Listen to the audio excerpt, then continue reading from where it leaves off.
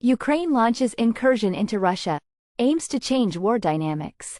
In a bold move, Ukrainian forces have launched a surprise offensive into Russia's Kursk region, marking a significant shift in the ongoing conflict. The incursion, which began on August 6, has multiple objectives according to Ukrainian officials and analysts.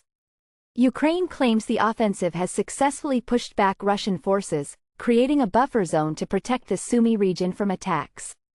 The operation has also disrupted Russian supply lines and forced Moscow to redeploy troops from other areas.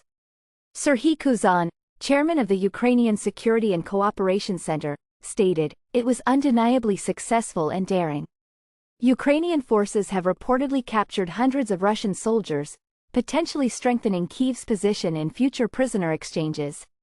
While Ukraine insists it does not intend to occupy Russian territory long-term, the incursion may serve as leverage in future negotiations.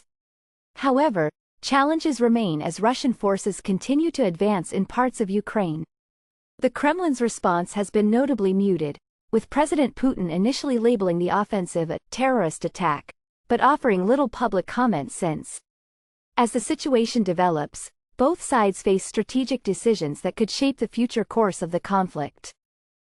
An Israeli strike in southern Lebanon early Saturday killed at least 10 Syrian nationals, according to Lebanon's health ministry. The strike on Wadi al-Kafur in Nabatea province is among the deadliest in Lebanon since the Hezbollah militant group and Israeli military started trading strikes on October 8, a day after Hamas attacked southern Israel and sparked the Israel-Hamas war in Gaza. Hezbollah maintains that it will stop its attacks once a ceasefire is reached in the Gaza Strip. Goldman Sachs economist optimistic about U.S. economy and inflation control. Goldman Sachs chief economist Jan Hatzius shared positive insights about the U.S. economy in a recent interview.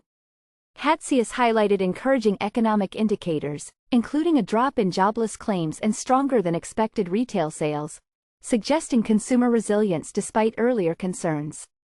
On inflation, Hatzius expressed optimism, stating, "I am very optimistic that inflation is largely in the rearview mirror." He noted that core PCE inflation is approaching the Federal Reserve's 2% target, with recent data showing a 13 basis point increase in July. Regarding recession risks, Hatzius indicated a 25% probability over the next 12 months, down from earlier predictions. He cited strong employment growth and labor force increases as factors mitigating recession concerns. Looking ahead to the upcoming Jackson Hole Economic Symposium, Hatzius anticipates Federal Reserve Chair Jerome Powell will signal that the next interest rate move will be downward.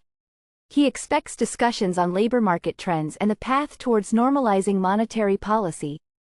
Overall, Hatzius's analysis points to a stabilizing economy with improving inflation outlook, though he emphasizes the need for continued monitoring of key economic indicators.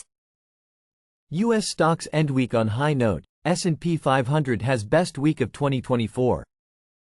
U.S. stocks finished higher on Friday, capping off the best week of the year for the S&P 500. The index added approximately $3 trillion in market value since its low earlier this month. All major indices, including the Dow Jones Industrial Average, S&P 500, Nasdaq Composite, and Russell 2000, posted gains for the day and the week.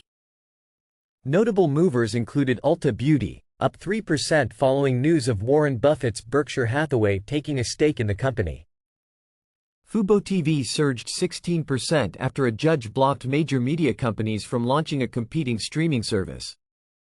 In the bond market, yields decreased across the curve, with the 10-year Treasury yield firmly below 4%.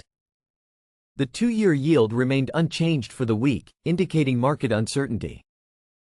Trading volume was notably low, down 21% compared to the 10-day moving average, likely due to the summer season and anticipation of key events next week, including Federal Reserve minutes and speeches from central bank officials. Investors are now looking ahead to next week's economic events for further market direction. Global markets more responsive to U.S. economic data than China's. In recent weeks, global financial markets have shown a greater sensitivity to U.S. economic data compared to China's, despite China's growing economic influence. This trend highlights the continued dominance of the U.S. economy in shaping global investor sentiment. For instance, when the U.S. reported weaker than expected job numbers on August 2, it impacted equities worldwide.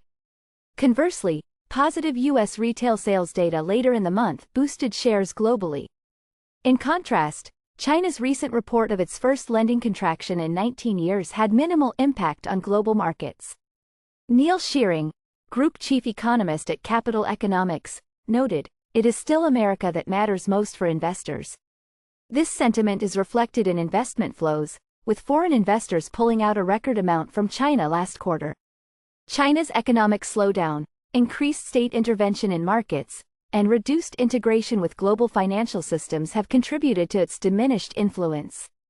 Recent moves by Beijing, such as encouraging short selling of government bonds and instructing some banks to renege on bond trades, have further eroded investor confidence. While China remains a crucial export destination and influences commodity markets, the U.S. continues to be the world's consumer of last resort, maintaining its pivotal role in the global economy.